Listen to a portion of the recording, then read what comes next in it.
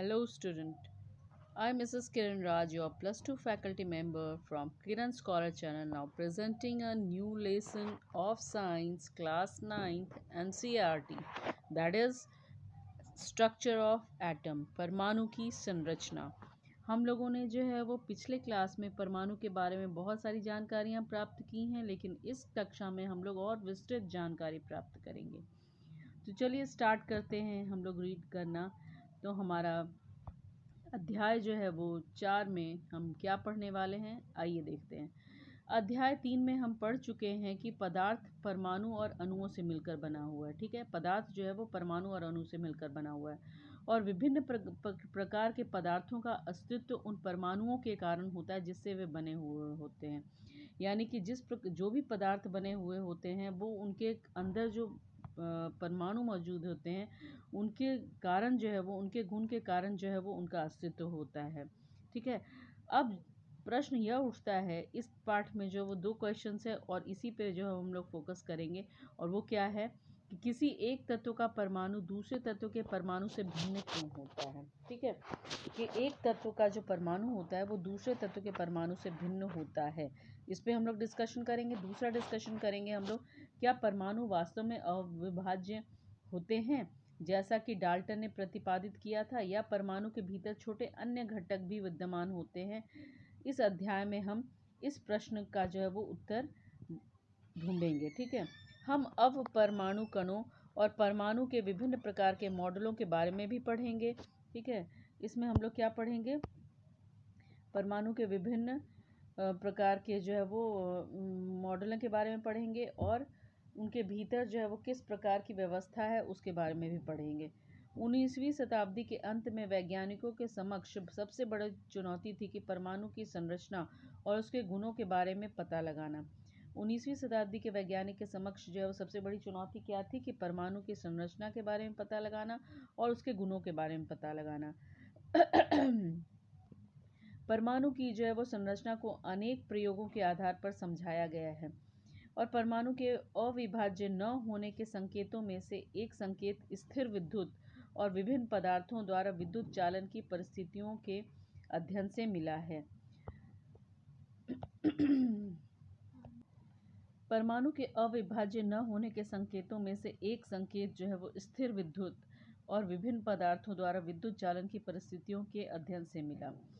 अभी जो है वो मैं आपको एक चीज़ और बताना चाहूँगी जो मैं पिछले अध्याय में भी जो है वो आपको बता चुकी हूँ, और वो है आपका संरचना के बारे में। यानी कि हम लोग यहाँ पे 2 क्वेश्चंस पे जो है वो डिस्कस कर रहे हैं। उसका एक क्वेश्चन जो है ये है कि परमाणु जो है वो कि जो है वो परमाणु जो है वो अविभाज्य है या नहीं। ठीक है, तो उसके लिए जो है वो हम एक कंटेंट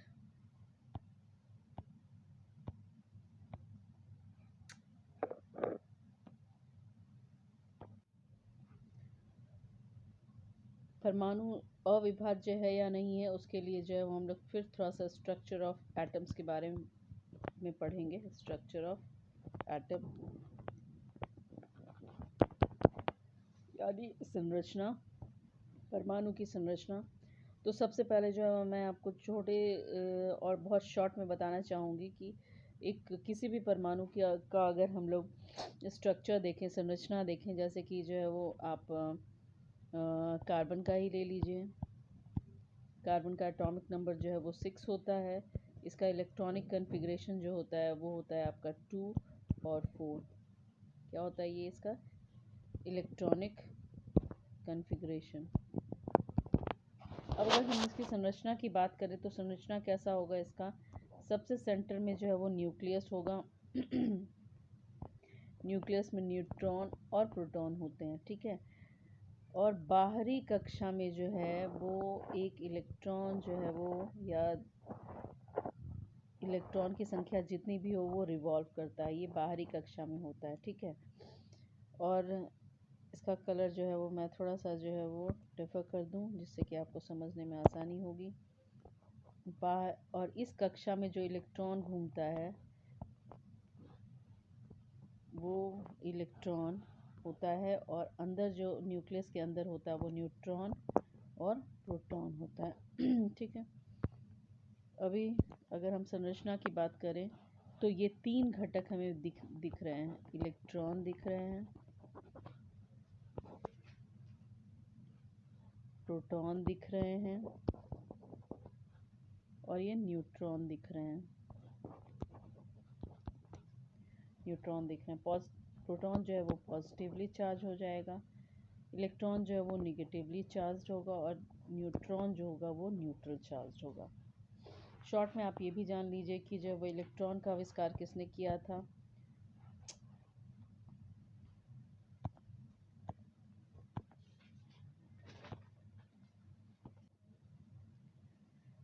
इलेक्ट्रॉन का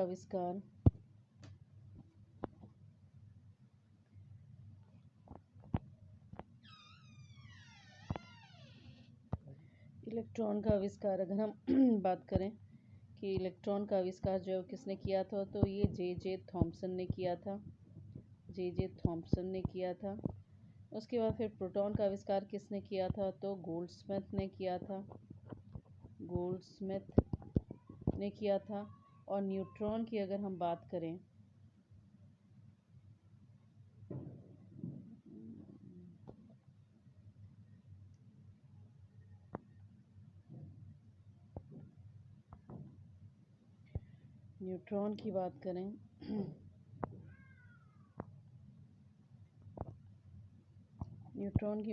तो चैडविक ने किया था।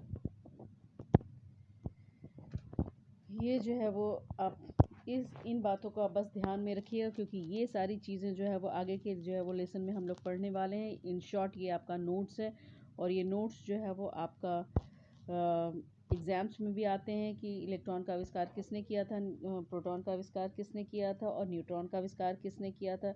दूसरी बात है कि इलेक्ट्रॉन पे जो है वो कौन से चार्ज होते हैं, तो ये जो है वो आपको ध्यान रखना होगा कि इलेक्ट्रॉन पे जो वो निगेटिवली चार्ज होते हैं, प्रोटॉन क्या होते हैं तो पॉजिटिवली चार्ज होते हैं और न्यूट्रॉन जो होते हैं वो न्यूट्रली चार्ज होते हैं। बस इस बात का आपको ये जो है वो इम्पॉर्टेंट पॉइंट्स हैं और इसको जो है वो आपको बिल्कुल याद रखने हैं, क्योंकि इससे जो है वो बहुत सारे क्वेश्चंस एग्ज़ाम में आ सकते हैं। अब हम लोग जो है वो आगे मूव ऑन करेंगे।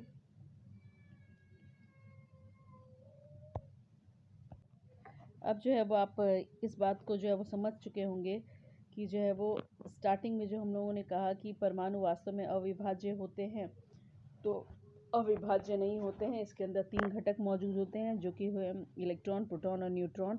अब दूसरा क्वेश्चन एक है कि किसी तत्व का परमाणु दूसरे तत्व के परमाणु से भिन्न होता है। बिल्कुल भिन्न होता है, क्योंकि उसके कंटेंट जो है वो उसके घटक जो होते हैं वो अलग होते हैं। तो इस प्रकार से हम लोगों ने समझा कि जो परमाणु जो है वो वास्तव में जो अविभाज्य नहीं होते हैं, वो विभाज्य होते हैं, क्योंकि उसके अंदर 3 घटक मौजूद होते हैं।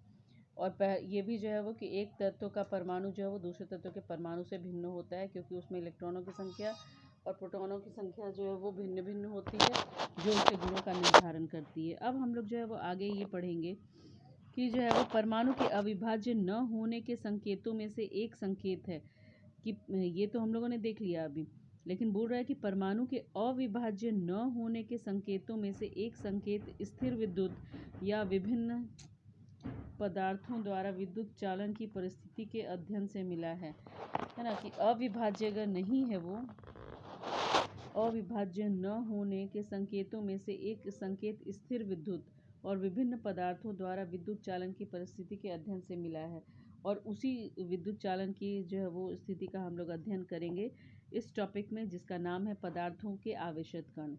तो पदार्थ में जो है वो आवेशित कण होते हैं, मैं अभी जस्ट आपको बताई हूँ कि जो है वो इलेक्ट्रॉन में जो है पॉजिटिवली चार्ज होते हैं और न्यूट्रॉन में जो है वो निगेटिवली चार्ज होते हैं और न्यूट्रॉन जो होते हैं वो न्यूट्रल चार्ज होते हैं। अब पदार्थों में जो है वो आवेशित कण होते हैं, इसके लिए एक क्रियाकलाप जो है वो इसमें बताया गया है, जो कि आप लोग जो पहले भी करते आए होंगे। अगर आप कंघी लोगे और अपने कंघी से जो अपने बालों में जो है वो में रबिंग करोगे या झाड़ोगे, और उसके बाद जो वो छोटे छोटे कागज़ के टुकड़े नीचे रख करके ज़मीन पे अगर आप कंघी को जो है वो उसके ऊपर में घुमाओगे, तो देखोगे कि जो छोटे छोटे कागज़ जो है वो कंघी की तरफ आकर्षित हो रही हैं। ये क्या है, ये बताता है कि इसमें जो है वो ये जो कण हैं जो है वो ये इसमें आवेशित हैं। तो इसी क्रियाकलाप के द्वारा जो है वो हम लोग देखेंगे। और दूसरा क्रियाकलाप और है कि कांच की एक छड़ लेंगे और सिल्क के कपड़े पर उसको रगड़ेंगे और इस छड़ को जो है वो हवा से भरे गुब्बारे के पास लाइए और फिर क्या होता है वो देखिए। ये करने के लिए कह रहा है। तो चलिए इन क्रियाकलापों से क्या हम यह निष्कर्ष निकाल सकते हैं कि दो वस्तुओं को आपस में रगड़ने से उसमें विद्युत आवेश आ जाता है? बिल्कुल बिल्कुल आता है। यह आवेश कहाँ से आता है?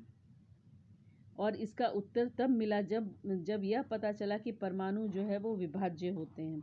यानी कि जो है वो परमाणु विभाज्य होते हैं, इसका पता जो है वो हमें तब मिला जब हम दो वस्तुओं को आपस में रगड़ लेते हैं और विद्युत आवेश आ जाता है। तब हमें ये पता चला कि नहीं, परमाणु भी जो है वो विभाज्य हैं। क्योंकि और वो विभाज्य किस में है? आवेशित कणों में है। पॉजिटिव आवेश है उसमें और निगेटिव चार्ज है। यानी कि इलेक्ट्रॉन जो है वो निगेटिव चार्ज है और प्रोटॉन पॉजिटिव चार्ज है और ये दोनों जो है वो परमाणु के अंदर मौजूद होता है। और इसके अलावा एक न्यूट्रॉन भी है जो न्यूट्रल चार्ज होता है।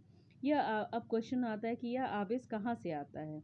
इसका उत्तर तब मिला जब यह पता चला कि परमाणु विभाज्य हैं और आवेशित कणों से बना हुआ है। तो ये जो आवेश जो है वो कहाँ से आता है? तो ये आवेश जो है वो परमाणु के अंदर मौजूद आवेशित कणों के कारण आता है। ठीक है। परमाणु में उपस्थित आवेशित कणों का पता लगाने में कई वैज्ञानिकों का योगदान रहा है। 19वीं शताब्दी तक यह जान लिया गया था कि परमाणु साधारण और अविभाज्य कण नहीं है, बल्कि इनमें कम से कम एक अवपरमाणु कण इलेक्ट्रॉन विद्यमान होता है, जिसका पता जो है वो जे थॉम्सन ने लगाया था। मैं आपको पहले ही नाम बताई थी, जे थॉम्सन इलेक्ट्रॉन के आविष्कार करता, ठीक है, लगाया था। और जो है वो इलेक्ट्रॉन का आविष्कार जे थॉम्सन ने किया था। ठीक है। उसके बाद जो है वो उसके बाद हम लोग जो है वो आगे जब पढ़ेंगे ने किया था। और इलेक्ट्रॉन के संबंध में जानकारी प्राप्त होने से पहले गोल्डस्टीन 1886 में नए विकिरण की खोज की थी। ठीक है। गोल्डस्टीन ने 1886 ईस्वी में जो वो नए विकिरण की खोज की, जिसका उन्होंने कैनाल रे नाम दिया। क्या नाम दिया? कैनाल रे नाम दिया। अंततः दूसरे अवपरमाणु कणों की खोज हो गई। यानी कि पहले जो है इलेक्ट्रॉन की खोज हो गई, उसके बाद फिर कैनाल रे की खोज हो गई। ठीक है। उसके बाद फिर जो वो इन कणों के आवेश इलेक्ट्रॉन के आवेश के बराबर किंतु विपरीत था। दोनों में सिमिलैरिटीज क्या थे कि इलेक्ट्रॉन के जो आवेश के बराबर था। ठीक है। कणों के आवेश जो है वो बराबर था, लेकिन वो विपरीत था, यानी वो पॉजिटिव था और ये निगेटिव था। और इनका द्रव्यमान इलेक्ट्रॉनों की अपेक्षा जो है वो लगभग 2000 गुना, द्रव्यमान जो था वो क्या था? 2000 गुना अधिक होता है।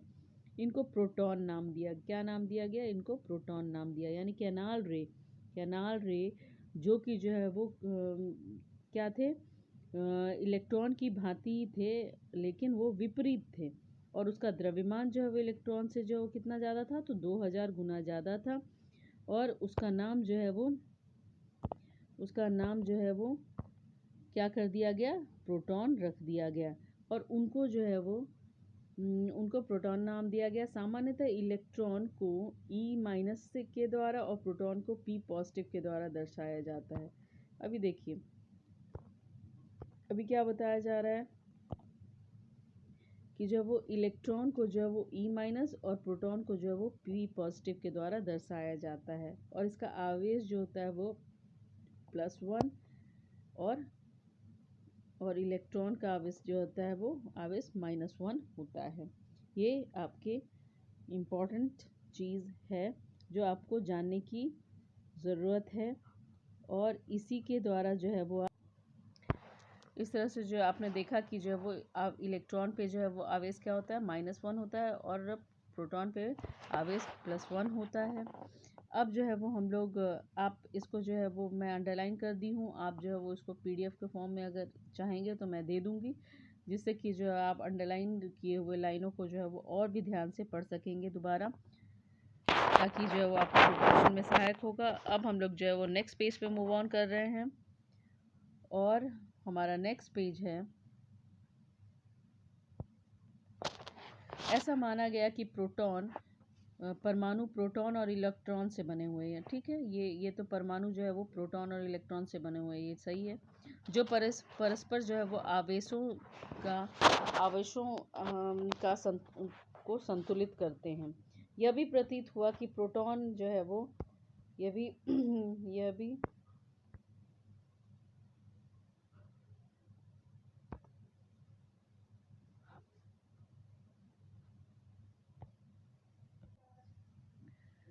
है ना, परमाणु प्रोटॉन और इलेक्ट्रॉन से बने हैं जो परस्पर आवेशों को संतुलित करते हैं। और यह भी प्रतीत होता है कि प्रोटॉन परमाणु के सबसे भीतरी भाग में है और इलेक्ट्रॉन को आसानी से निकाला जा सकता है, लेकिन प्रोटॉन को नहीं निकाला जा सकता। इलेक्ट्रॉन को आसानी से निकाला जा सकता है, लेकिन प्रोटॉन को नहीं निकाला जा सकता। इलेक्ट्रॉन को आसानी से निकाला जा सकता है, पर प्रोटॉन को नहीं निकाला जा सकता। ठीक है, अब जो है वो अब सबसे बड़ा सवाल यह था कि ये कण परमाणु की संरचना किस प्रकार करते हैं। हमें इस प्रश्न का उत्तर नीचे मिलेगा। ठीक है, अब हम लोग किस पर डिस्कस करेंगे कि जो है वो परमाणु की संरचना में जो है वो ये कण का जो है वो किस तरह का योगदान है और कैसे जो है ये परमाणु की संरचना करते हैं। ठीक है, तो अब जो है वो हम लोग नेक्स्ट आगे बढ़ते हैं।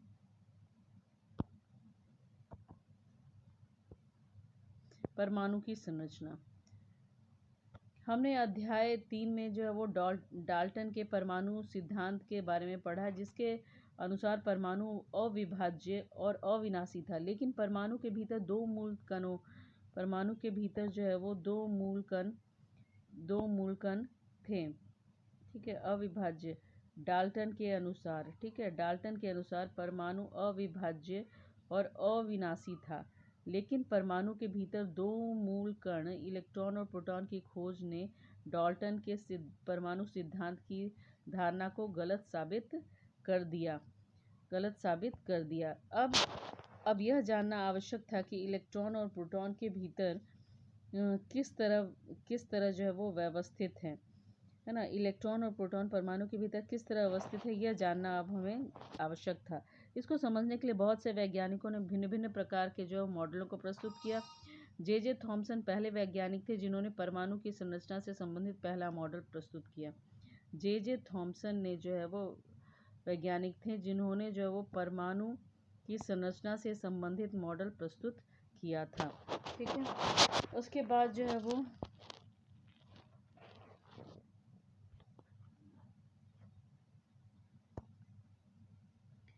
अब हमें देखेंगे कि हाँ,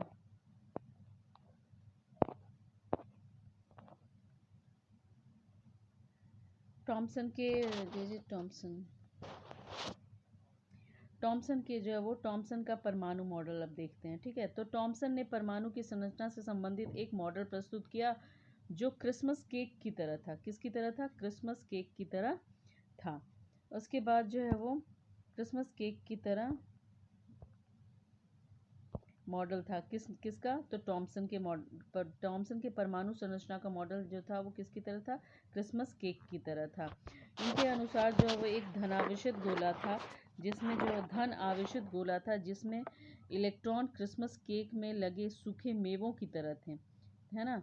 यानी कि जो वो परमाणु जो था वो क्या था? परमाणु एक धनावेशित गोला था और इलेक्ट्रॉन जो था वो क्या था? क्रिसमस केक में लगे सूखे मेवे की तरह था।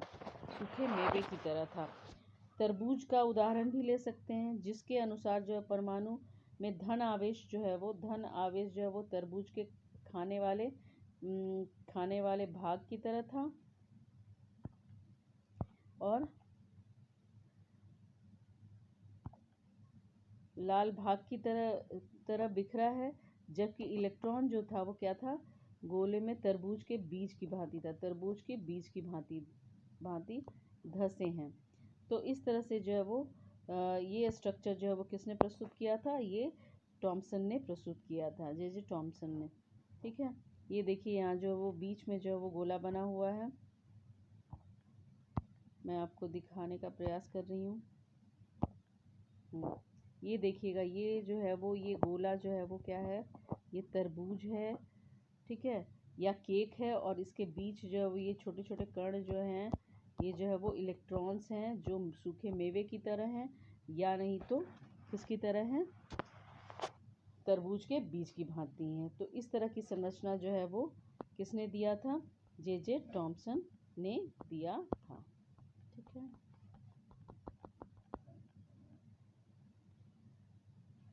अब हम लोग आगे बढ़ते हैं।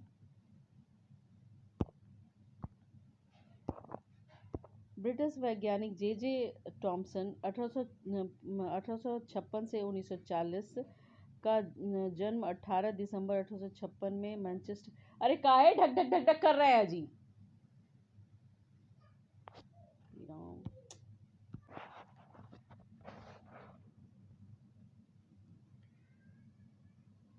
ब्रिटिश भौतिक शास्त्री जे टॉमसन 1856 से लेकर के 1940 जो उनका जीवन काल था, का जन्म 18 दिसंबर 1856 में मैनचेस्टर के किचलम हिल क्षेत्र में हुआ था। इलेक्ट्रॉन की खोज के कारण 1906 में उनको जो है वो भौतिक शास्त्र का नोबेल पुरस्कार मिला था। ये इम्पोर्टेंट चीज़ है जो आपको याद रखने योग्य है, इसको आप ध्यान रख सकते हो कि इलेक्ट्रॉन की खोज जो है वो के कारण, इलेक्ट्रॉन की खोज के कारण 1906 में भौतिक शास्त्र में नोबेल पुरस्कार किनको मिला था, तो टॉमसन को मिला था, ठीक है। उसके बाद जो है वो 35 वर्ष तक वे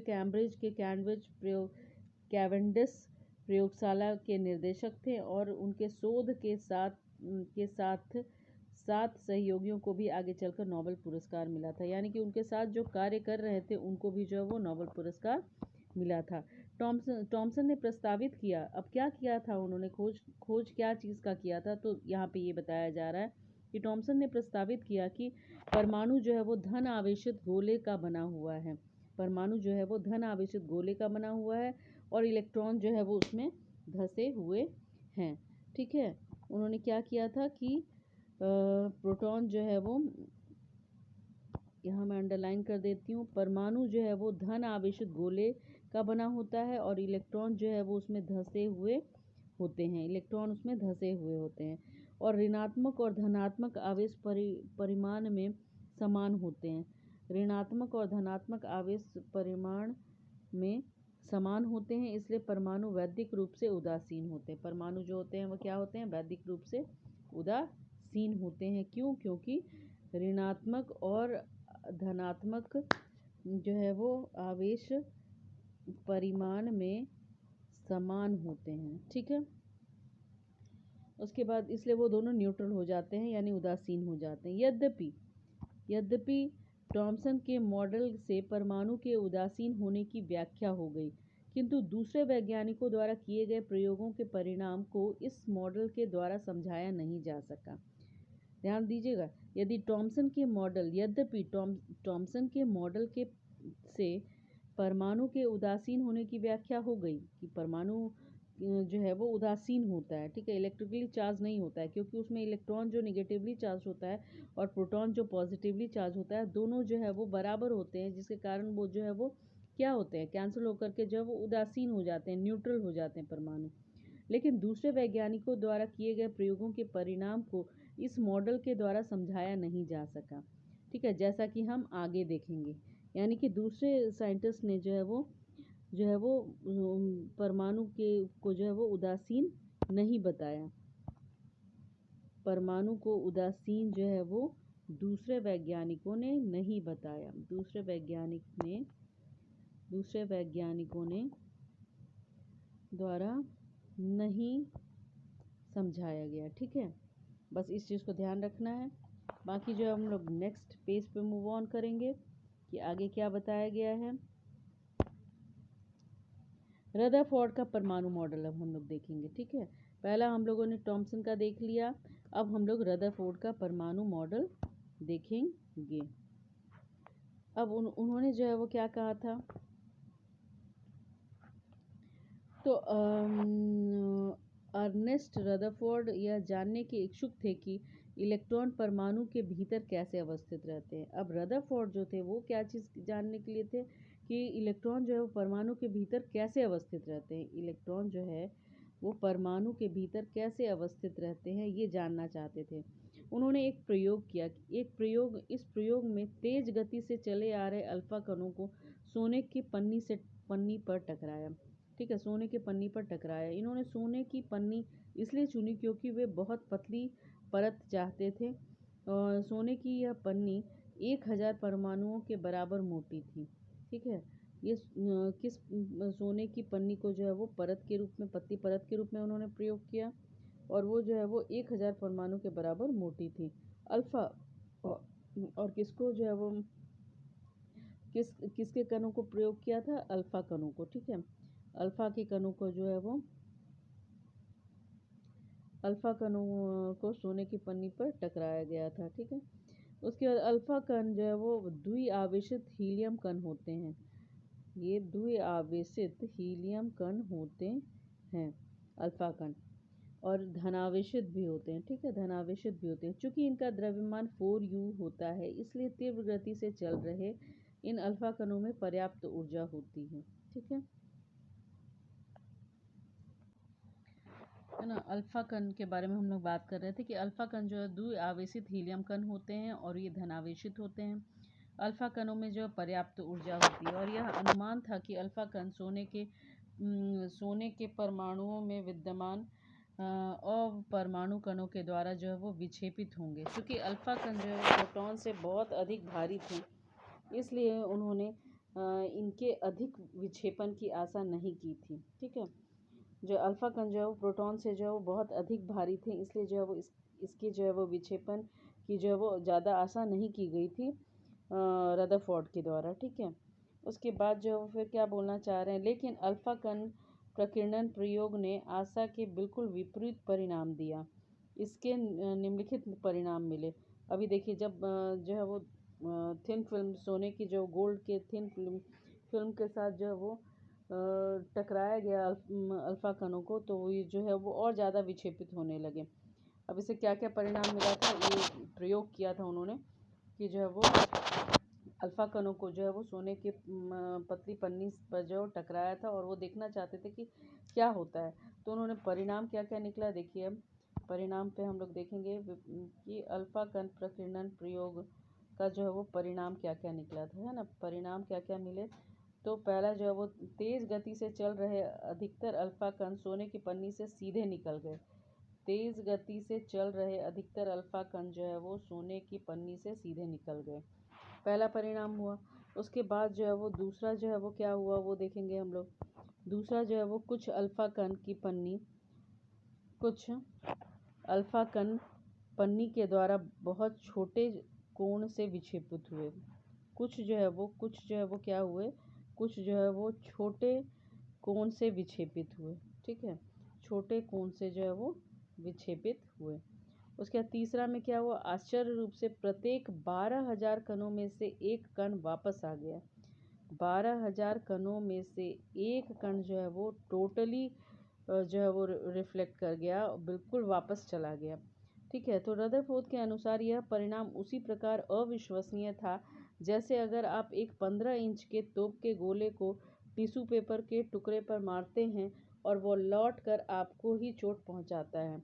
यानी अगर हम टिश्यू पेपर पर जो है वो तोप के गोले दागेंगे तो ये बिल्कुल आश्चर्य, अगर वो वापस लौट के हमें ही हिट करेगा तो ये जो है वो बहुत ही आश्चर्यजनक होगा, क्योंकि फ़िल्टर पेपर जो होता है और टिश्यू पेपर जो होता है वो बहुत ही कमज़ोर होता है और उससे जो है वो कोई भी जो है वो कण और कोई भी गोले जो है वो आसानी से पार हो सकते हैं। लेकिन अगर वो वापस चले जाएँ तो ये उतना ही आश्चर्यजनक होगा और अविश्वसनीय होगा।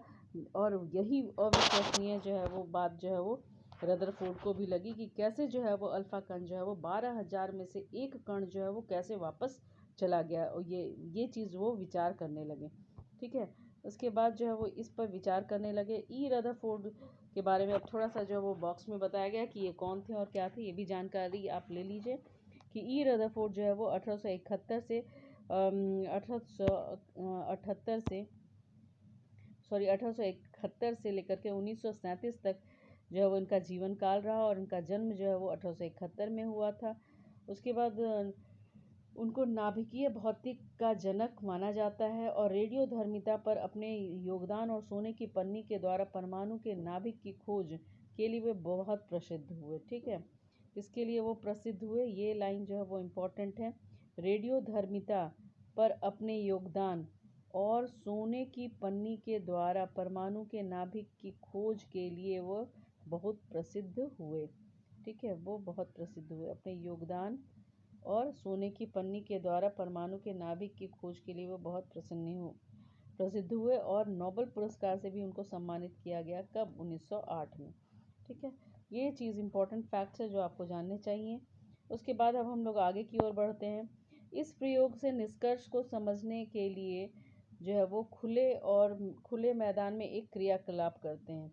इस प्रयोग के निष्कर्ष को समझने के लिए अब बोला जा रहा है कि उन्होंने प्रयोग किया और उससे जो परिणाम आया, इसके लिए जो है वो मैदान में हम लोग एक क्रियाकलाप करते हैं, यानी कि फील्ड में एक और जो है वो प्रयोग के द्वारा हम इसको समझ सकते हैं। वो क्या है कि मान लें कि एक बच्चा अपनी आंखों को बंद किए हुए एक दीवार के सामने खड़ा है।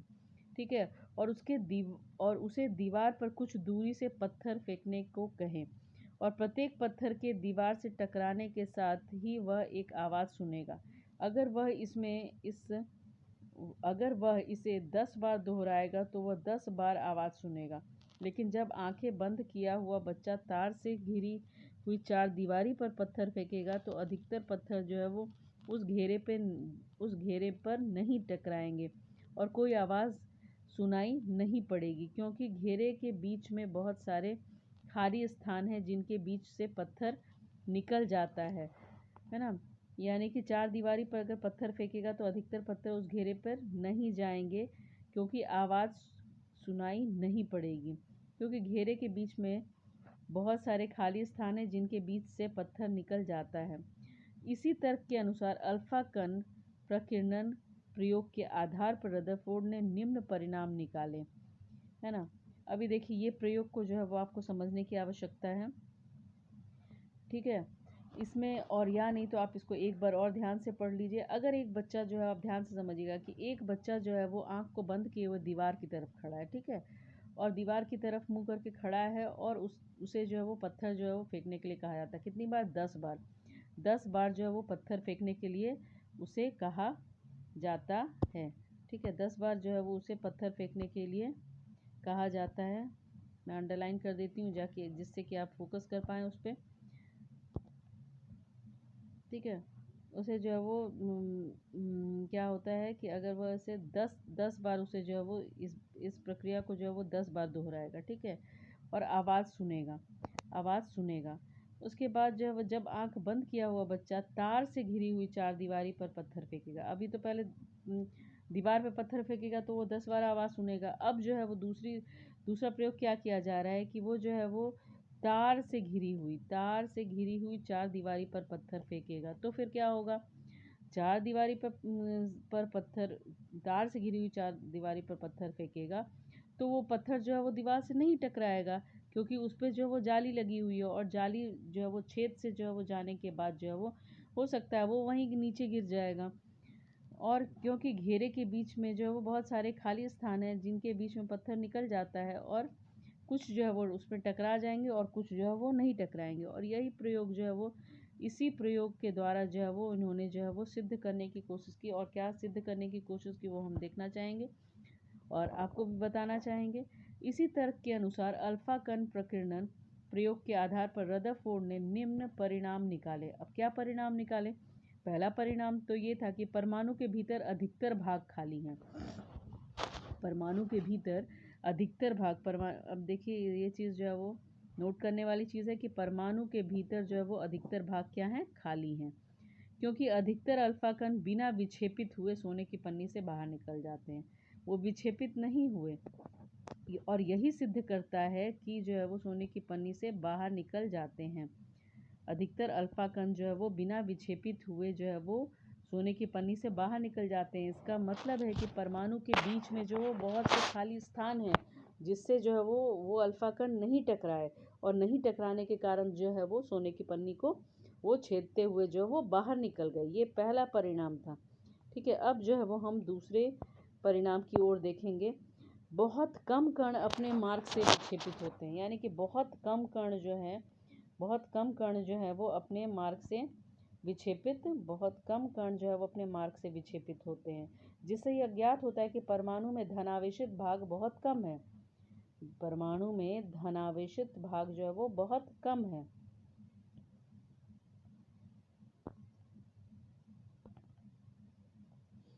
परमाणु में धनावेशित भाग जो है वो बहुत कम है, इसलिए जो है वो बहुत कम कण जो है वो विक्षेपित होते हैं, क्योंकि जिससे वो टकराएंगे तभी वो टकरा के वो वापस आएंगे, और टकरा के वापस आने वाले जो है वो कण बहुत कम थे। इसका मतलब है कि धनावेशित कण जो है वो बहुत कम थे। उसके बाद जो है वो तीसरा नंबर क्या है, बहुत कम अल्फा कण 180 पर विक्षेपित हुए, जिससे यह संकेत मिलता है कि सोने के परमाणु का पूर्ण धनावेशित भाग और द्रव्यमान परमाणु के भीतर बहुत कम आयतन में सीमित है। ठीक है, और बहुत कम अल्फा कण जो है, यानी 12,000 में एक जो है वो अल्फा कण जो है वो 180 डिग्री पे विक्षेपित हुए थे, और इससे यह संकेत मिलता है कि जो सोने के परमाणु पूर्ण आवेशित भाग और द्रव्यमान परमाणु के भीतरी बहुत कम आयतन में सीमित है ना। धनावेशित भाग जो है वो बहुत ही कम द्रव्यमान में वहाँ मौजूद है, इसलिए जो है वो अल्फा कण जो है वो उसे टकरा के वापस नहीं आए। सिर्फ एक अल्फा कण जो है वो वापस आ पाया, यानी कि बहुत सारे अल्फा कण भेजे गए लेकिन सिर्फ एक अल्फा कण जो है वो वापस आया। इसका मतलब है कि धनावेशित कण का द्रव्यमान जो है वो बहुत कम है परमाणु के अंदर। ठीक है, जो न्यूक्लियस में होते हैं। ठीक है, और प्राप्त आंकड़ों के आधार पर उन्होंने यह निष्कर्ष निकाला कि नाभिक की त्रिज्या परमाणु की त्रिज्या से 10⁵ गुना छोटी है। देखिए, मैं वही बता रही थी, क्योंकि जो टकरा के वापस आती है वो नाभिक में जो प्रोटॉन मौजूद हैं, और प्रोटॉन जो है वो बहुत ही कम संख्या में होती है, और उस इलेक्ट्रॉन की कक्षा बहुत ज़्यादा होती है। तो उसके कंपैरिजन में जो प्रोटॉन जो है वो बहुत कम जगह पे रहती हैं, इसलिए जो कुछ कण जो है वो उससे टकराकर 180 डिग्री पे विक्षेपित हुई है। वो यह सिद्ध किया कि प्रोटॉन जो है वो बहुत ही, यानी प्रोटॉन यानी धनावेशित कण जो है वो, पॉजिटिव चार्ज कण जो है वो बहुत ही कम संख्या में जो है वो परमाणु में मौजूद है। और ये भी सिद्ध किया कि न्यूक्लियस यानी कि नाभिक की त्रिज्या यानी कि डायमीटर जो है वो परमाणु की त्रिज्या से जो है वो 10⁵ है ना, परमाणु की त्रिज्या से जो है वो 10⁵ जो है वो गुनी छोटी है, इसलिए जो है वो उसका द्रव्यमान भी कम है। अपने प्रयोगों के आधार पर रदरफोर्ड ने परमाणु का नाभिकीय मॉडल प्रस्तुत किया, जिसके निम्नलिखित लक्षण थे। अब लक्षण क्या थे?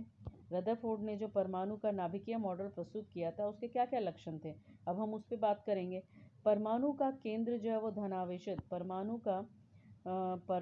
का केंद्र धनावेशित होता है। ठीक है, ये तो हम लोगों ने पहले भी पढ़ा हुआ है कि न्यूक्लियस के अंदर प्रोटॉन और न्यूट्रॉन होता है, और प्रोटॉन जो है पॉजिटिवली चार्ज होता है। तो वही बात यहाँ पे भी बोली जा रही है कि परमाणु के केंद्र जो होते हैं वो क्या होते हैं, धनावेशित होते हैं। सही है, जिसे नाभिक कहा जाता है, बिल्कुल। उसके बाद एक परमाणु का लगभग संपूर्ण द्रव्यमान नाभिक में होता है। तो परमाणु का जो संपूर्ण द्रव्यमान है वो कहाँ होता है, नाभिक में होता है। ठीक है, क्योंकि इलेक्ट्रॉन तो रोटेट होता रहता है, वो उसके द्रव्यमान में जो है वो पार्टिसिपेट नहीं करेगा। उसके बाद इलेक्ट्रॉन नाभिक के चारों ओर वर्तालुकार मार्ग में चक्कर लगाते हैं। ये हमने भी ये बताया आपको पहले भी कि जो वो नाभिक के चारों ओर वर्तालुकार मार्ग में चक्कर लगाते हैं, इसलिए ये द्रव्यमान में सहयोग नहीं करते हैं। उसके बाद तीसरा, नाभिक का आकार परमाणु के आकार की तुलना में काफ़ी कम होता है।